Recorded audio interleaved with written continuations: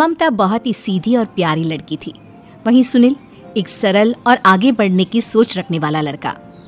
सुनील, बेटा सुनील कहाँ है? अरे जरा एक गिलास पानी तो दे दो। हाँ माँ, अभी आया। क्या माँ, पानी तेरे सर के पास ही तो रखा है, क्या हो गया है? तबीयत खराब है क्या? अरे नहीं नहीं, वो उठने का मन ही नहीं कर रहा था, तो देखा ही नहीं। वैसे क्या कर रहा है? यहाँ बैठ ना मेरे पास। माँ पढ़ रहा था। वो क्या ना, नौकरी में तो वक्त नहीं मिलता, अब ऑफिस से घर आकर ही तो वक्त मिलता है। अच्छा अच्छा ठीक है, पढ़ ले जा बेटा। सुनील पढ़ लिख कर और आगे बढ़ना चाहता था, लेकिन माँ की तबीयत खराब देखकर सोचता है कि शादी ही कर ले। कब तक माँ का ख्याल वो अकेले रख पाएगा? तो एक दिन, माँ ये ममता है, मैंने इससे शादी कर ली है। तुम्हारी तबीयत भी ठीक नहीं रहती, तो मैंने सोचा शादी कर लेता हूँ। घर संभालने वाली और तुम्हें संभालने वाली कोई आ जाएगी तो अच्छा रहेगा। माँ अचानक से सामने बहू देखकर हैरान रह जाती है। बेटा ये क्या बात होती है? न बैंड, न बाजा, न दहेज, न शगुन, ऐसे कैसे बहू आ गई? माँ तू तो जानती है, मैं नौकरी के साथ पढ़ाई कर रहा हूँ, तो कहाँ से इतना पैसा बचा पाता कि धूमधाम से शादी करता। वैसे भी माँ, लोग तो आकर खाकर निकल जाएंगे, इसलिए बस वैसे ही। माँ जी, मैं आपका ख्याल रखूंगी। वैसे भी ये आगे की पढ़ाई कर रहे हैं, अच्छा कुछ कर गए तो सबके दिन फिर से अच्छे आ जाएंगे। सास को ममता की बात ठीक तो लगती है, लेकिन मन में कहीं ना कहीं लगता है कि कहीं बहू बेटे को लेकर फुर्र ना हो जाए और फिर तो वो रह जाएगी अकेली। बेटा देख, मेरा जो कुछ भी है वो सुनील ही है, और सुनील का भी अब इस दुनिया में मैं ही हूँ और कोई नहीं। क्या सुनील? बिल्कुल माँ, लेकिन आज से ममता भी मेरे जीवन का अहम हिस्सा है, जैसे तू है। सास को बड़ा बुरा लगता है कि उसकी सल्तनत में कोई और हिस्सेदार कैसे हो सकता है। कैसे कोई और उसके 30 साल के बेटे की जिंदगी में अचानक से आकर बराबर का हिस्सेदार बन सकता है। देख बहू, मैं भले थोड़ा बीमार रहती हूँ, लेकिन इसका मतलब यह नहीं कि घर की चीजों में मेरा कंट्रोल खत्म हो गया है। मैं आज भी इस घर की रानी हूँ, समझी? बेटा सोचता है कि ये माँ को अचानक से क्या हो गया। कल तक जो माँ कहती थी कि जिंदगी का कोई भरोसा नहीं, वो अचानक से जंग के मैदान की झांसी की रानी कैसे बन गई? माँ क्या हो गया है? सब ठीक है ना? अचानक कैसी बात कर रही हो? ममता का आज पहला दिन है, स्वागत करो उसका। आसपास की आंटियों को बुलाओ, नई दुल्हन की मुंह दिखाए करवाओ। खैर, सास होने का फर्ज निभाती है और बाद में एक सहेली के साथ बाहर निकल जाती है। क्यों री, बताया नहीं कि बेटे का ब्याह कर रही हो? वैसे तो सारा दिन हम ही में घुसी रहती हो। अरे मुझे भी तो अभी पता चला, यूं अचानक सर पर लेकर आ गया। कहता है बहू है माँ तुम्हारी, अब इसको भी इतना ही मैं प्यार करता हूँ जितना तुझे करता हूँ। लो जी, ये क्या बात होगी? क्यों इतना प्यार करता है? अरे माँ का प्यार तो ज्यादा होता है। अब उसको तो कोई दूसरा पति मिल सकता है, लेकिन तुम ही बताओ, क्या माँ की ममता किसी और की हो सकती है? ना जी ना, बेटे को समझाओ ये बात। अरे क्या समझाऊं, मुझे तो खुद ही समझ में नहीं आ रहा कि क्या हो रहा है। जो बेटा कल तक माँ माँ करता था, अचानक से बीवी बीवी का राग आलाप रहा है। देखा, उसकी बीवी ना सुंदर और जवान है। सुंदरता के आगे तो एक से एक नहीं टिके, तो तेरा बेटा किस खेत की मूली है? सास को भी समझ में आ जाता है कि बहू की सुंदरता के आगे माँ का प्यार किसी काम का नहीं। उधर बीवी, ए जी, अम्मा जी सहेलियों को छोड़ने गई थी, अभी तक आई नहीं, हम देख आए क्या? अरे रहने दो ना, आ जाएंगी। कहाँ जाएगी, उनकी आदत है, एक बार जाती है तो पूरी पंचायत खत्म करके ही आती है। अच्छा ही है, खाना वाना खा कर गई होगी। छोड़ो ना, घूमेगी तो खाना पचेगा, नहीं तो ऐसे ही खाट पकड़ लेगी। बहू भी शांत हो जाती है। उधर सास सोचती है कि आज थोड़ा देर से ही घर जाती हूँ, जब बेटा परेशान होकर ढूंढेगा तब मजा आएगा। बीवी को खुद ही पता चल जाएगा कि माँ के आगे उसकी दाल नहीं गलेगी। लेकिन वहीं दूसरी ओर घर पर, ए जी, माँ जी अभी भी नहीं आई, हमको तो घबराहट हो रही है कि क्या करें, जाकर पता करें किसी के घर। अच्छा, कहाँ जाओगी ये भी बता दो। पहला दिन है तुम्हारा इस घर में और एक ही दिन में मोहल्ला छानोगी क्या?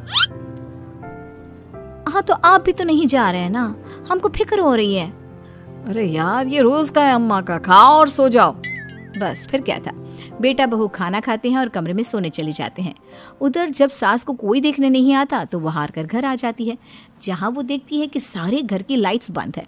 सास को गुस्सा आता है, बहू, ममता बहू कहाँ हो?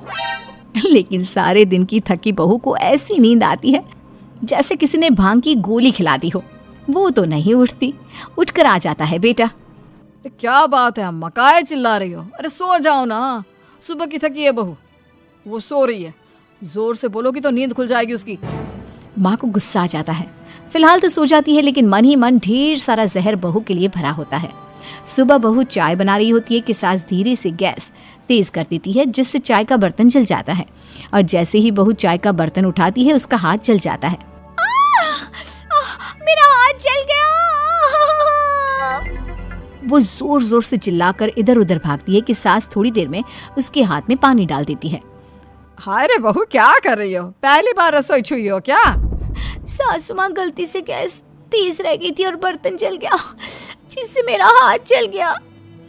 हाय रे, कितना गंदा दाग, छी छी छी छी, मुझे तो उल्टी आ रही है तेरा गला हुआ मांस देखकर। तू ना मुझे अभी साथ से खाना मत लगाना। बहू भी खुद का हाथ देखती है तो उसे भी रोना आ जाता है। कुछ दिनों के बाद सास की सहेली आती है, बहू चाय बनाकर लाती है। उसके जाने के बाद सहेली कहती है, बहू की सुंदरता ऐसी है कि कोई भी दीवाना हो जाए। वैसे तेरे बेटे का क्या हाल है? अरे वैसा ही है, बहू के पीछे लट्टू। क्या करूं, कुछ समझ में नहीं आ रहा।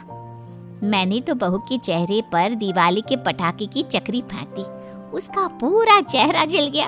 अब देखो ना रही सुंदरता, और ना ही अब मेरा बेटा उसे पूछता है। अरे अब तो वो उसे छोड़कर दूसरी भी देखने को बोल गया है मुझे। बहू सारी बात सुन रही होती है। आंटी एक बात बताइए, क्या भरोसा है कि दूसरी सही आए और आपके अनुसार रहे? देखिए आंटी, मेरी सासू माँ को गलत बात सिखाने की जरूरत नहीं है। हमारा परिवार साथ में खुशी से रह रहा है। देख बहू, मेरी सहेली की बेइज्जती ना कर, वही अच्छा रहेगा तेरे लिए, समझी? बहू नहीं मानती है। वो बार बार उनकी सहेली को घर से निकल जाने को कहती है। तभी सास की सहेली पास के चूल्हे से लकड़ी लाकर बहू के चेहरे पर लगा देती है। बहू जोर जोर से रोने लगती है। अरे ये क्या कर दिया? मैंने कहाँ किया, ये तो तूने किया। तू ही नहीं चाहती थी कि बहू बेटी के साथ रहे, भला मैं क्यों करूंगी? मैं तो चली, निपटो अब। बहू रो रही होती है, दर्द से चिल्ला रही होती है, लेकिन सास उसे डॉक्टर के पास नहीं ले जाती। तभी पति आता है। क्या हो गया ममता? ये दाग कैसे लगा? तुम कैसे जली? ममता कुछ नहीं कहती, बस दर्द से करा रही होती है। पति माँ की तरफ देखता है। हो ना हो माँ, ये पक्का आपका काम है। आप ही ममता से जला करती थी ना। देखना माँ, अब पुलिस आएगी, केस बनेगा, लेकिन पहले मैं ममता को अस्पताल लेकर जा रहा हूँ। सभी अस्पताल जाते हैं, जहाँ डॉक्टर ममता की सास से कहते हैं, आपने तो नहीं जलाया ना बहू को? अब ममता की सास के तो पसीने छूट रहे होते हैं। वो घबरा कर कहती है, ना ना डॉक्टर साहब, कैसी बात करते हैं? हम क्या जलाएंगे अपनी बहू को? डॉक्टर ममता के पति से पूछते हैं।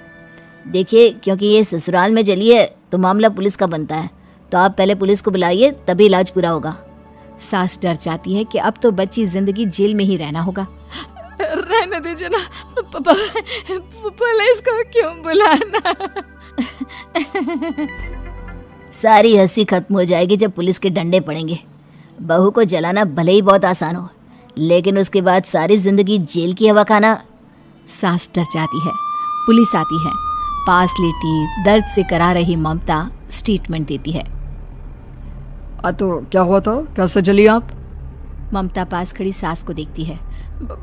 बेटी बताओ, कैसे जल गई तुम? ओए, काका का किरण वाली शाहरुख, चुप, बिल्कुल चुप। सास चुप। सभी इंतजार करते हैं कि ममता क्या बोलेगी। जी मैं खाना बना रही थी, लकड़ी उड़कर मेरे ऊपर गिर गई और मैं जल गई। सास बहू की बात सुनकर रोने लगती है। देखा माँ, कितनी समझदार है ममता। ये चाहती तो, हाँ बेटा, ये चाहती तो मैं आज जेल में होती। मुझे माफ कर दे, मैं आगे से अभी कभी ऐसा नहीं करूंगी। बहू के साथ मिलकर रहूंगी, मुझे माफ कर दे।